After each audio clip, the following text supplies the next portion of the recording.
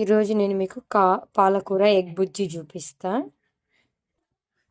Stove పైన ఒక pan పెట్టుకొని కర్రీకి సరిపడా ఆయిల్ వేసుకోవాలి. చిన్న జీలకర్ర చిటపట అన్నప్పుడు అల్లం తరుగు,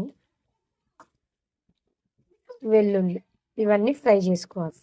అల్లం వెల్లుల్లి రంగు మారినాక పొడుగ్గా చీల్చుకున్న పచ్చిమిర్చి, ఉల్లిపాయ వేసుకొని మగ్గనివ్వాలి. కర్రీకి సరిపడా ఉప్పు కొంచెం చూసుకొని వేసుకోండి, ఎందుకంటే ఆకుకూరలో ఉప్పు క్వాంటిటీ ఉంటుంది కాబట్టి. ఇదంతా బాగా మగ్గించుకోండి. ఇది వేగిపోయాక మనం ముందుగా కట్ చేసి పెట్టుకున్న పాలకూర ఆకుని వేసుకొని బాగా మిక్స్ చేసుకోవాలి. ఇంకో పక్క గుడ్లు కొట్టుకొని వీటిని బాగా బీట్ చేసుకోవాలి. ఇవ్వండి, నేనైతే 3 గుడ్లు కొట్టుకున్నా కర్రీకి సరిపడా. ఇట్లా బిట్టంతా బాగా బీట్ చేసుకోవాలి. బీట్ చేసుకున్న ఎగ్స్ని పక్కకు పెట్టుకొని ఇప్పుడు అందులోకి మసాలా చేసుకుందాం. ఇవ్వండి, ఇట్లా ఆకుకూరల వాటర్ వస్తుంది కదా, అదంతా ఇంకిపోవాలన్నమాట.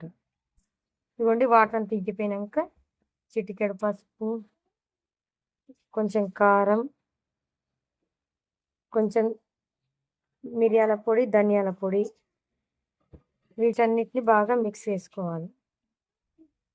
కొంచెం కసూరి మెంతి వేసుకొని ఇదంతా బాగా మిక్స్ చేసుకోవాలి. ఇప్పుడు మనం కొట్టుకునే ఎగ్స్ ఉన్నాయి కదా, వాటన్నిటిని ఇట్లా మీదంగా స్ప్రెడ్ చేసుకోవాలి.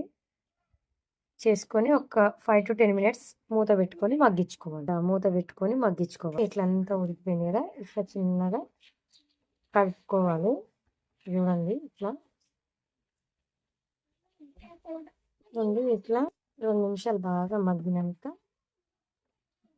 దింపుకునే ముందు మళ్ళీ ఒకసారి లైట్గా కసూరి మెంతి వేసి దింపుకుంటే ఆకుకూర ఇష్టం లేని వాళ్ళకు కూడా బెస్ట్ చాయిస్ అండి. ఇదైతే మంచిగా అన్నం, చపాతి, రొట్టెలు దేనికైనా సూపర్ కాంబినేషన్, సూపర్ ఉంటుందండి.